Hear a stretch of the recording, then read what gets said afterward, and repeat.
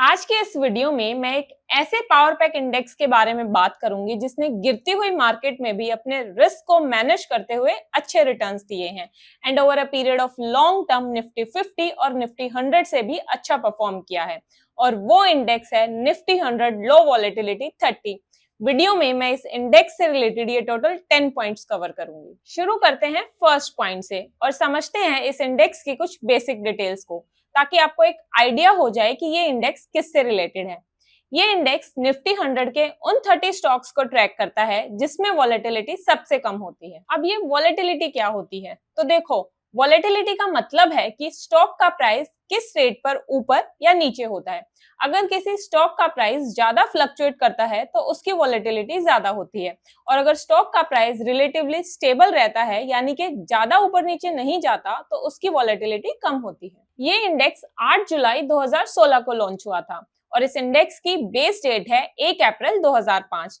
इस इंडेक्स को साल में 4 बार क्वार्टरली बेसिस पर रीबैलेंस किया जाता है। लेटेस्ट डेटा के अकॉर्डिंग ये वो 30 कंपनीज हैं जिनके स्टॉक्स इस इंडेक्स में इंक्लूडेड हैं।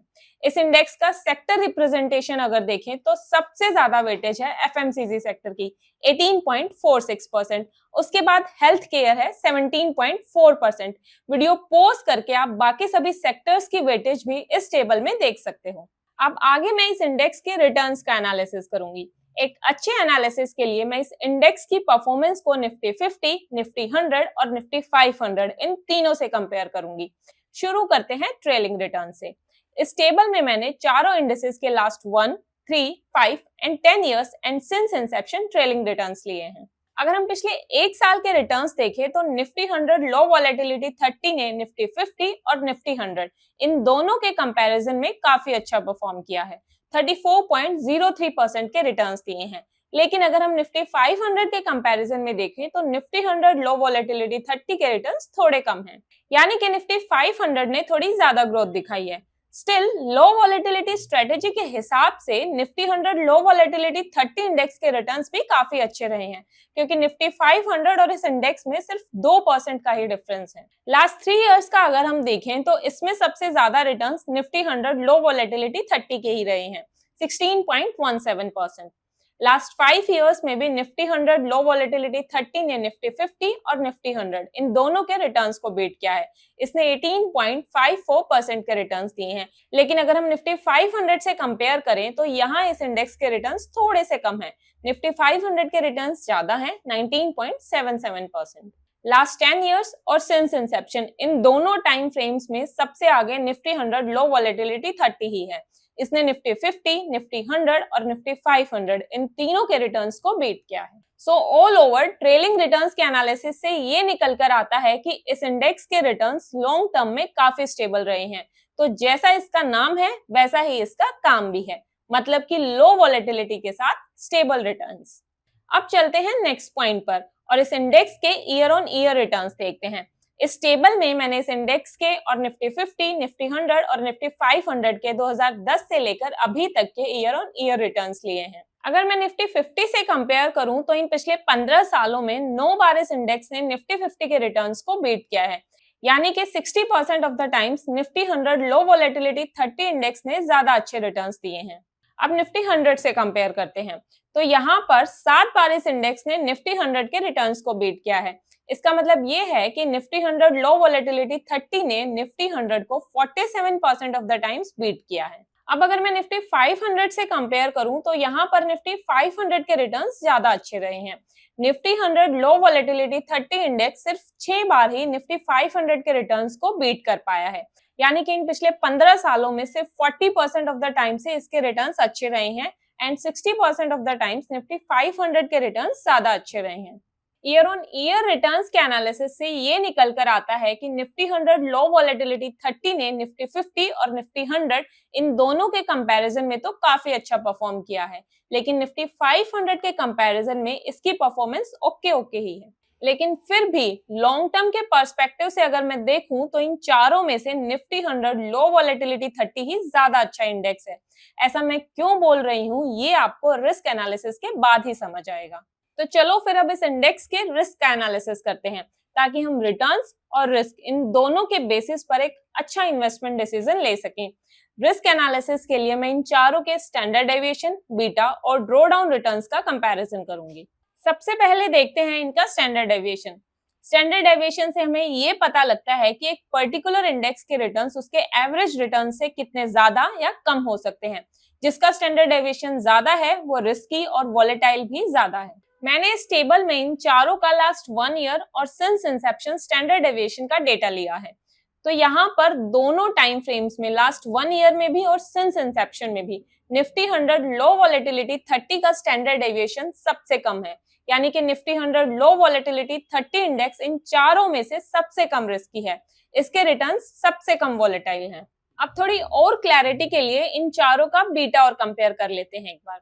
बीटा हमें ये बताता है कि इंडेक्स मार्केट के कंपैरिजन में कितना वॉलेटाइल है। अगर किसी का बीटा इक्वल टू 1 है तो इसका मतलब है कि वो इंडेक्स मार्केट के जितना ही वॉलेटाइल रहेगा। जितना मार्केट ऊपर या नीचे जाएगी वो इंडेक्स भी उतना ही ऊपर या नीचे जाएगा। अगर किसी इंडेक्स का बीटा लेस देन 1 है तो इसका मतलब है वो इंडेक्स मार्केट के कंपैरिजन में कम वॉलेटाइल है। वो मार्केट के कंपैरिजन में नीचे भी कम गिरेगा और ऊपर भी कम जाएगा। और अगर किसी इंडेक्स का बीटा 1 से ज्यादा है तो इसका मतलब है वो मार्केट से ज्यादा वॉलेटाइल है। मार्केट के गिरने या बढ़ने पर वो ज्यादा रिएक्ट करेगा। तो इस टेबल में देखो, यहाँ निफ्टी 100 लो वॉलेटिलिटी 30 का बीटा 1 से कम है, 0.7 है। इसका मतलब है कि ये इंडेक्स मार्केट चेंजेस से कम इफेक्ट होता है और रिलेटिवली स्टेबल है। निफ्टी 50 का बीटा 1 है, यानी कि ये इंडेक्स मार्केट के जितना ही वॉलेटाइल है। निफ्टी 100 और निफ्टी 500 इन दोनों का बीटा 1 से ज्यादा है, तो मतलब ये दोनों इन चारों में सबसे ज्यादा रिस्की और वॉलेटाइल हैं। सो बेसिकली स्टैंडर्ड डेविएशन और बीटा इन दोनों के एनालिसिस से तो यही निकल कर आता है कि निफ्टी 100 लो वॉलेटिलिटी 30 इन चारों में से सबसे कम वॉलेटाइल और रिस्की है। अब इस इंडेक्स के रिस्क को लेकर और श्योर होने के लिए मैंने इसके ड्रॉ डाउन रिटर्न्स निकाले।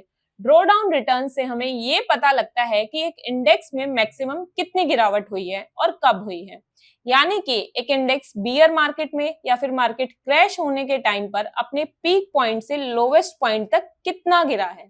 जैसे कि मान लो एक इंडेक्स का हाईएस्ट लेवल 10,000 पॉइंट्स है और वो गिरकर 8,000 पॉइंट्स तक पहुंचता है तो उसका ड्रॉ डाउन होगा 20%।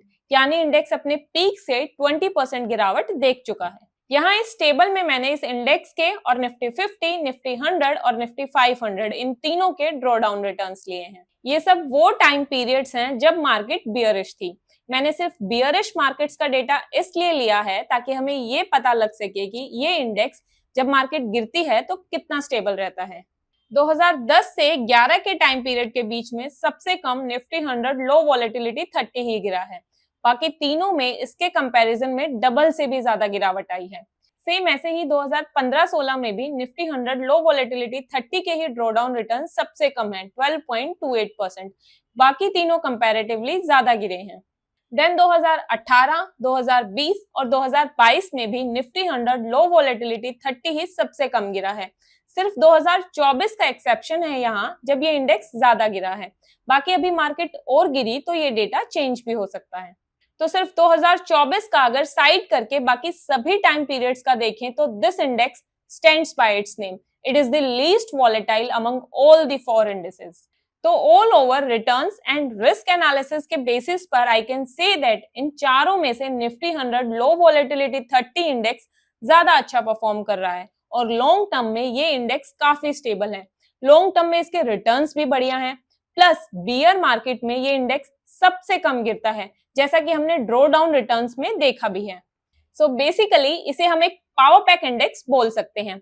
ये index stable returns plus low risk का एक अच्छा कॉम्बो है, स्पेशली बियर मार्केट सिचुएशंस में जब फ्लक्चुएशंस ज्यादा होती हैं।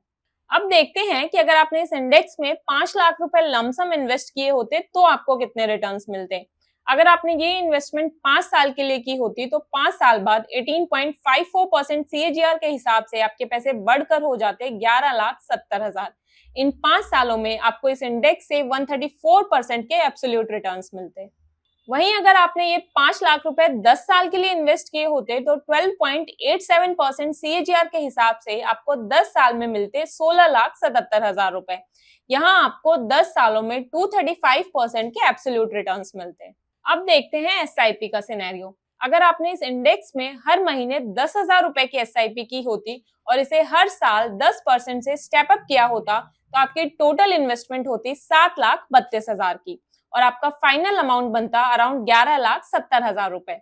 यही सेम एसआईपी अगर आपने निफ्टी 50 में की होती तो यहाँ आपको मिलता 11,11,000 रुपए का शगुन और निफ्टी 100 में मिलते 11,24,000। निफ्टी 500 में एसआईपी की वैल्यू सबसे ज्यादा होती 12,09,000 रुपए। अब अगर आप यही सेम एसआईपी 10 साल के लिए करते तो यहाँ आपको सबसे ज्यादा रिटर्न्स मिलते निफ्टी 100 लो वॉलेटिलिटी 30 से। आपकी टोटल इन्वेस्टमेंट बनती 19,12,000 रुपए और आपका फाइनल कॉर्पस बनता 35,31,000 रुपए। यहाँ पर एसआईपी का ये डेटा हमें इंडिकेट कर रहा है कि लॉन्ग टर्म में ये इंडेक्स सबसे ज्यादा स्टेबल है और इसी इंडेक्स के रिटर्न सबसे ज्यादा अच्छे भी हैं। अब बात आती है कि ये इंडेक्स किस टाइप के इन्वेस्टर्स के लिए ज्यादा सुटेबल है। तो देखो, अगर आपका इन्वेस्टमेंट होराइजन लॉन्ग टर्म है यानी कि कम से कम 5 से 7 साल या उससे ज्यादा का है तो आप इस इंडेक्स को कंसिडर कर सकते हो। उसके अलावा अगर आप लो रिस्क इन्वेस्टर्स की कैटेगरी में आते हो यानी कि आपको स्टेबल रिटर्न्स चाहिए और ज्यादा रिस्क नहीं लेना चाहते तो आप निफ्टी 100 लो वॉलेटिलिटी 30 इंडेक्स को कंसिडर कर सकते हो। लेकिन अगर आप एग्रेसिव इन्वेस्टर्स की कैटेगरी में आते हो और रिस्क लेने के लिए रेडी हो तो आप निफ्टी 500 की तरफ जा सकते हो, लेकिन ध्यान रखना कि ये ज्यादा वॉलेटाइल है, ड्रॉ डाउन रिटर्न्स भी इसके ही ज्यादा हैं। रेस्ट फाइनल डिसीजन तो आपका ही है। डेटा के अकॉर्डिंग लॉन्ग टर्म में तो निफ्टी 100 लो वॉलेटिलिटी 30 की ही परफॉर्मेंस ज्यादा स्टेबल रही है। अब बात आती है कि अपने पोर्टफोलियो का कितना परसेंट आप इस इंडेक्स में इन्वेस्ट कर सकते हो, तो around 15 to 20% allocation is good. तो ये थी मेरी वीडियो जिसमें मैंने निफ्टी 100 लो वॉलेटिलिटी 30 इंडेक्स का बिल्कुल डिटेल में एनालिसिस किया। आपको ये एनालिसिस कैसा लगा कमेंट्स में जरूर बताना। आगे और मैं किस इंडेक्स का एनालिसिस करूं ये भी बताना। Thank you so much for watching. See you guys in next video.